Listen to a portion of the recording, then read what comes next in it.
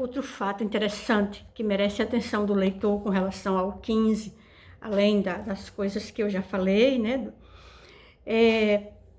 A questão da migração, do retirante.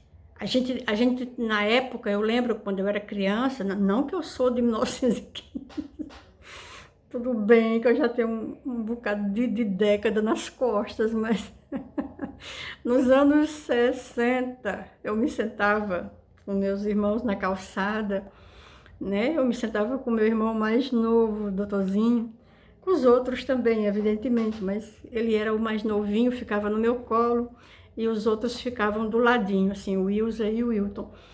E eu me lembro, o mais velho tinha que ir para a roça. Estou falando de crianças de 6, 7, 8 anos de idade.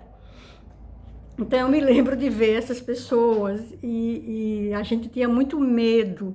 Não sabia quem era. Poderia ser pessoas boas, né? Que estavam simplesmente com fome.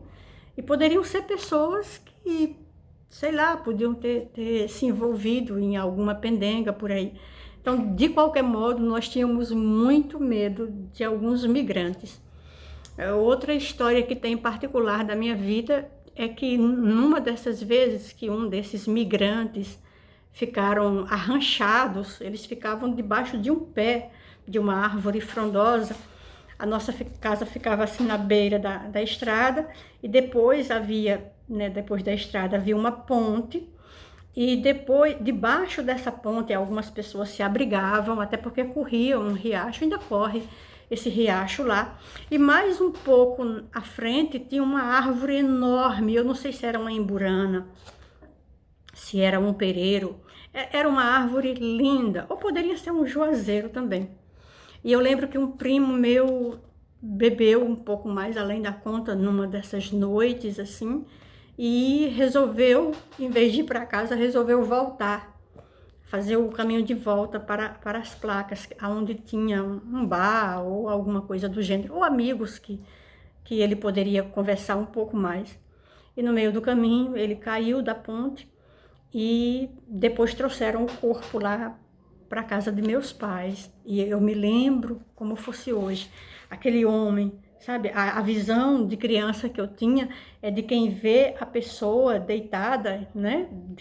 Da cabeça para o final, né? E os homens pegando ele assim pelos braços, pelas pernas.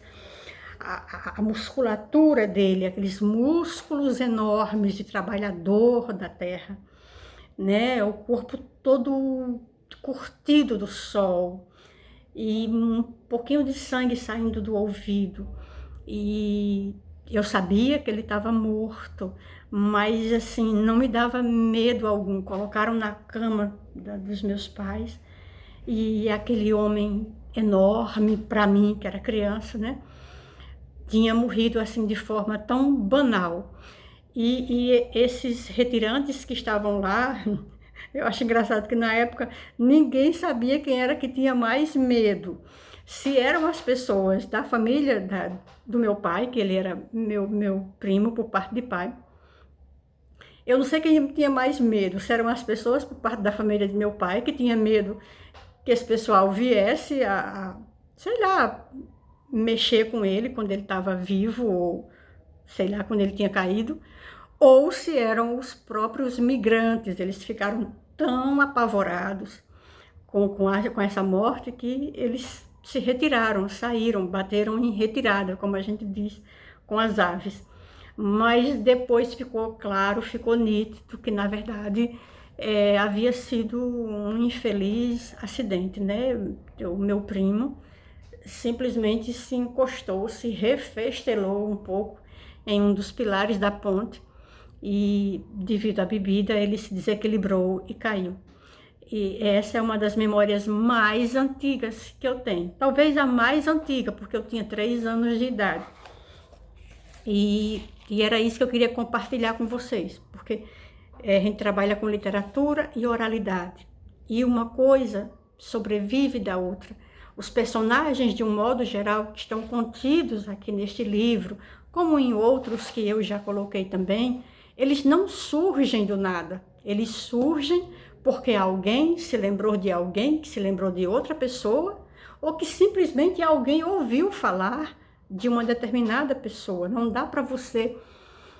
Você pode criar em cima do que já existe. Eu costumo dizer que você pode pegar os átomos que formam a água lá, né, o hidrogênio e o oxigênio do ar, e você pode transformar em água. Agora, você construir uma molécula de hidrogênio, ou duas ou mais de oxigênio, aí é um pouco mais difícil.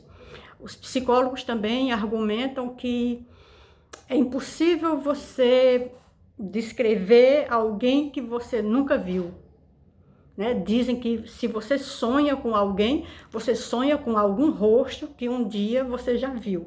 Você pode não se lembrar, mas provavelmente você já viu. Quer dizer, não dá para criar rostos, não dá para inventar rostos. Você pode fazer parecido, você pode desfigurar alguém se você tem a capacidade de desenhar muito bem, ou muito mal também. Mas era isso, por enquanto.